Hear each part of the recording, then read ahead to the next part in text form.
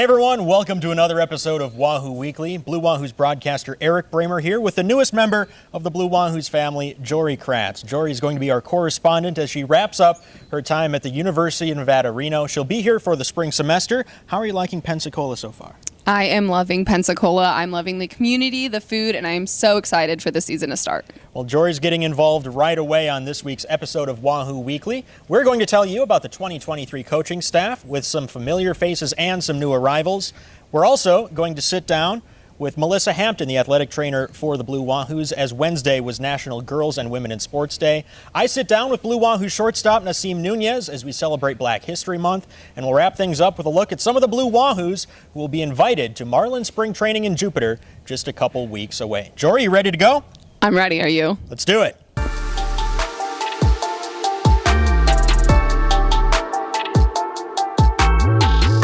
I'm now down in the manager's office at the desk of Kevin Randall to tell you about the 2023 Blue Wahoos coaching staff that was announced by the Marlins earlier this week.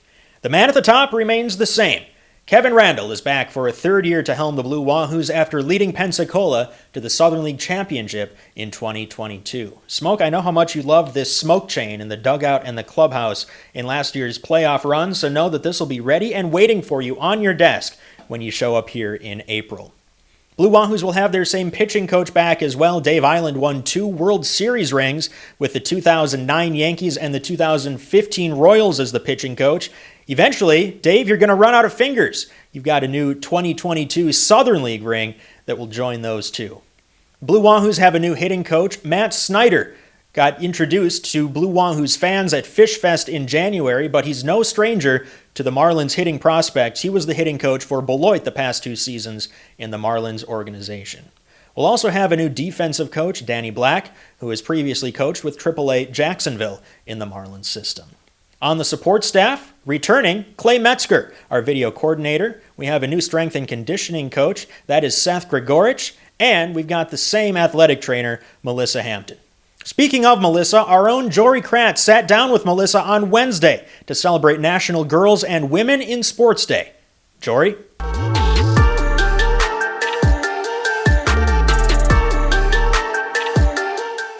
Hi, Mel. Thank you for joining me on National Women and Girls in Sports Day. How are you doing? I'm good. How are you? Good. So sports has a huge impact in the community. What sparked your passion on joining that impact? I grew up in an athletic household. I grew up in a household that played basketball. Baseball wasn't a thing, but in 7th grade, I got the opportunity to start doing stats for the baseball team. And then that transitioned to, as a freshman, hey, if you want to help out with the football team or the baseball team, but you don't want to be a water girl, you go to an athletic training camp, learn how to tape. And once I did the stats in 7th grade, I was hooked on baseball. I just loved just such a different game. And then when I went to the athletic training camp, I said, that's it. I want that in baseball. And I just knew that I knew when I was young, there were no girls, but I didn't really take no for an answer. And I just kept tailoring my life and what's the next step? How do I get there? How do I get there? And so through undergrad and college, it was always, how do I get into baseball? What sets me up for that? And I kind of roadmap my life to give me the best chance when I got an opportunity, which was given to me by the Marlins in 2017 as an intern. What does it mean to you to be one of the first women on the Marlins sports team? It's kind of surreal. Like, I grew up with brothers. I only grew up around guys. So for me, it's just normal. This is what I've done since I was 12. So it doesn't seem like a big deal to me because I've been in the clubhouses. I've been in the dugouts. I've been everywhere. But then when you step back, I also know when I started, there was 6 of us in the minor leagues. There weren't very many. So, and then even last year in Pensacola, a young girl from Texas had come to a game and her dad was like, we came all the way because she wanted to talk to you, which is kind of weird, crazy to think about because I remember when I was my first year in grad school, a female got hired, Kelly, with the Diamondbacks. And I was like, that's what I want to do. How do I do that? Like, how did she get there that fast? How does this work? And then you see a small 13-year-old comes and talks to you. And then you realize, oh, okay, there are other people who, I'm just Mel, but other people see me as something bigger than just like, hey, I'm the girl in the dugout. But it's kind of cool when those moments come up and they're like, hey, we drove 13 hours just so she could say hi and see a game and see that this is what she wants to do and it's possible. Like you don't get used to that when people stop and say, hey. Right. What advice would you give those young girls who aspire to be in the sports industry? Do it. I mean, it seems hard, but at the same time, it's not hard. And especially now, people are more open to the idea of a girl in a clubhouse, in a war room, they're starting to become more normal, and it's used to seeing us around places. And some people will respond to you, some people won't, but like, don't stop. I remember sending emails and never got a reply. I remember just thinking, how am I going to get there? But in my undergrad, one of my ACIs, he was just like, what do you want to do? And I said, I want to work in baseball. I said, how are you going to get there? I said, I don't know. What are some of those challenges that you've had reaching your position, and how did you overcome them? I remember I took an internship at the ESPN Wahoo Sports Complex in 2012. And I remember sitting in the golf cart with one of my bosses, and she said, hey, that's where at the time the Brave spring training was there. And she said, I wish I could introduce you, but they won't let you in because their training room's in the middle of the clubhouse. She goes, so if you ever want to work for the Braves, it might be kind of hard just because that's how it's set up. And I thought, okay, well, all right, there's 29 other teams. Let's see what happens. And I was still in school, so I was kind of far away from jobs and that. But a lot of times people be like, it's hard. And I was like, but I'm going to do it. And then I just applied for an internship, and I remember getting the phone call, and the conversation started out as, well, we've thought about it and we've looked over all of our applicants. And in my head, I was like, here it is. But because you're a female and how it's set up. But then he said, we'd like to offer you the spot. And I was kind of I was stunned for a second because I was prepped for the other answer because that's what you get told a lot. But it wasn't. And then 10 days later, moved to Florida. Haven't looked back since. How has the industry changed for women since you've been in it?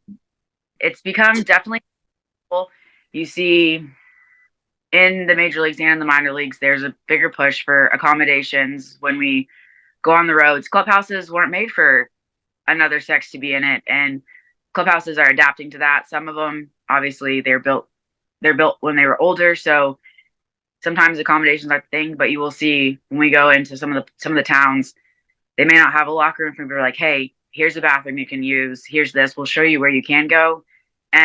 But also MLB is raising the standards. They're making it to where it has to become accommodating for us. The acceptance of, like, it's no longer weird when a girl walks into the clubhouse. I remember the first couple days I was in the training room in 2017, the guys weren't used to seeing a girl. And then in 2018, after I'd been there for a year, I'm normal. They see Mel every day inside the training room. However, someone else walks in that's a female, heads turn like, who's she? Like, who's that? She doesn't belong in here. And I was like, well, I mean, they're like, no, you belong, but she does. Who's she? But now we have multiple female trainers. We've got multiple people in, like, scouting. We've got girls are around more often, and it's no longer weird just to see a female walking through a hallway of a clubhouse, walking into a training room. It's become the norm, and it's fine. It's normal. It's just normal. Thank you, Mel, so much for joining me. But most of all, thank you for taking care of our team. Absolutely. Thank you for having me.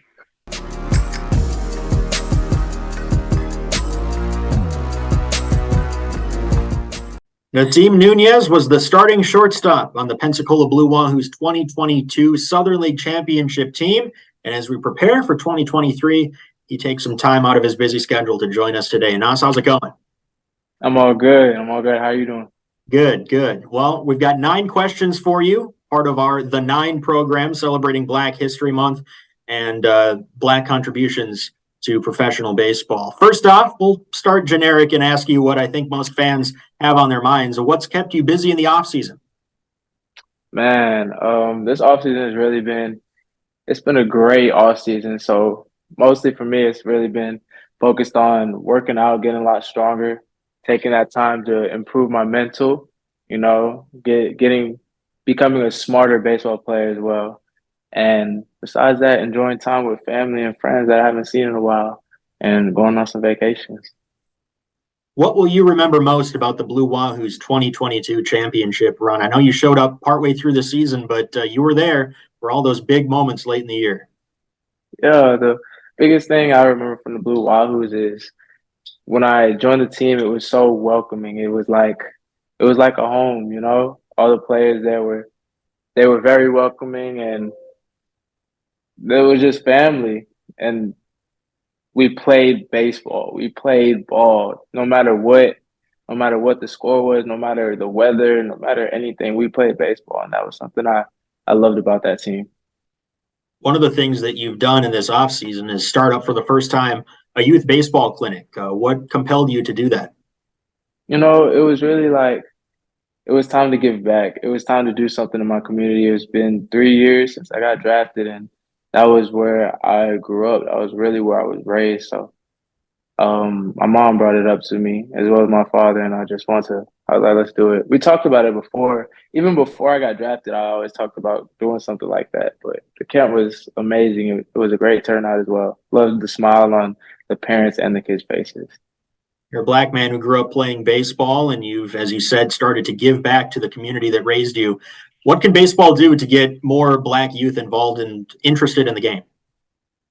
You know, baseball has a lot of black youth, and something I thought about with my parents throughout that camp is we're trying to get more Black Americans into the game. So me being a Black American, it's just inspiring when I get to pass down information and knowledge and show the other Black American youth and the kids that it's possible and we could do it. So it's just about being out there, getting more coaches and more players and more like GMs so they can see it.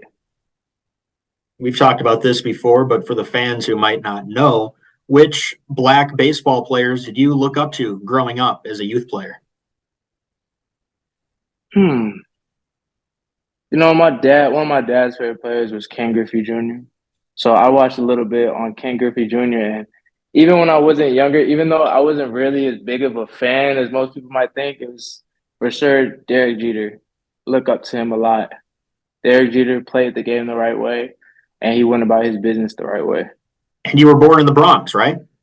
Yeah, So there's a natural connection to the Derek Jeter era Yankees. you know it.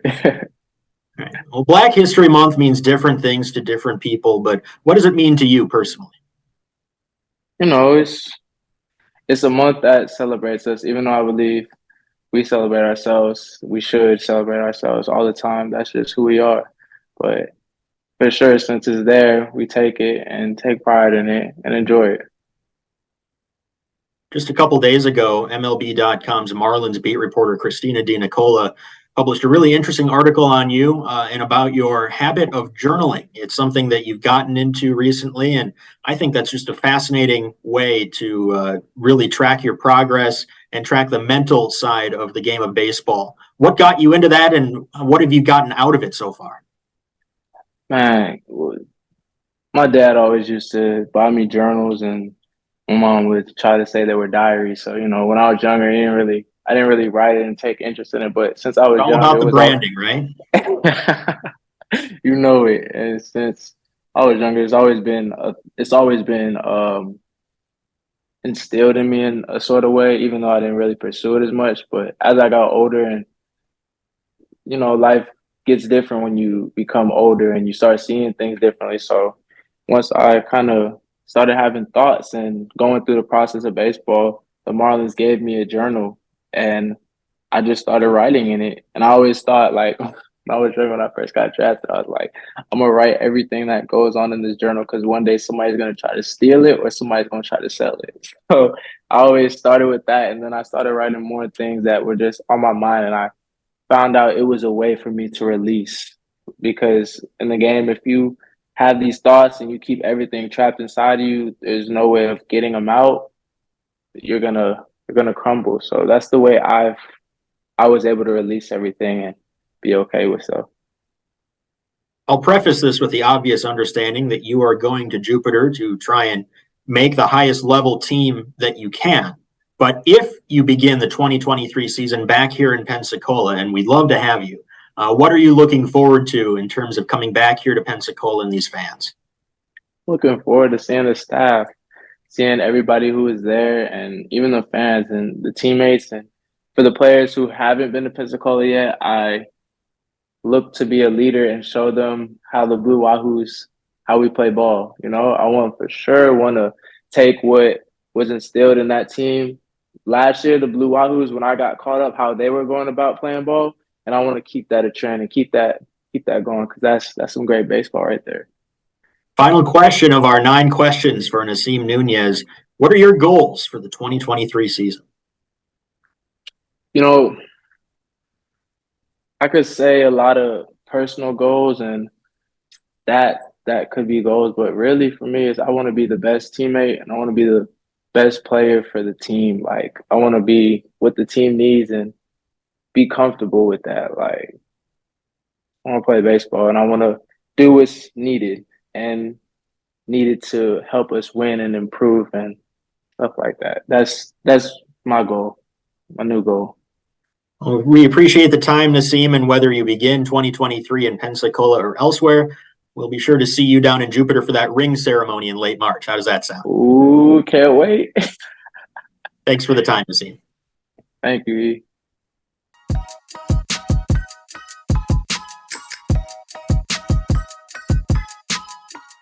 That's pretty much all we've got for you for this episode of Wahoo Weekly, but very soon we'll actually be able to talk about baseball on the field. That's because in a couple short weeks, Marlins spring training will begin down in Jupiter, Florida, and there will be 30 players who have worn a Blue Wahoos uniform that will be making an appearance, hoping to make the team. A couple names to keep an eye on. Jory Kratz was recently named one of the top prospects in all of baseball. He hopes to make his major league debut later this season. Someone who played in Pensacola and then made his major league debut last year, Jory Encarnacion, also fighting for a roster spot in Miami. A couple players who were bullpen members on the 2022 championship team are now on the Marlins 40-man roster, giving them an easier path to big league playing time. Sean Reynolds, George Soriano, Eli Villalobos, and Josh Simpson. Finally, don't forget 2 members of the Blue Wahoos from our affiliation with the Twins in 2019, who are now in the Marlins organization, Luisa Rise and Devin Smeltzer.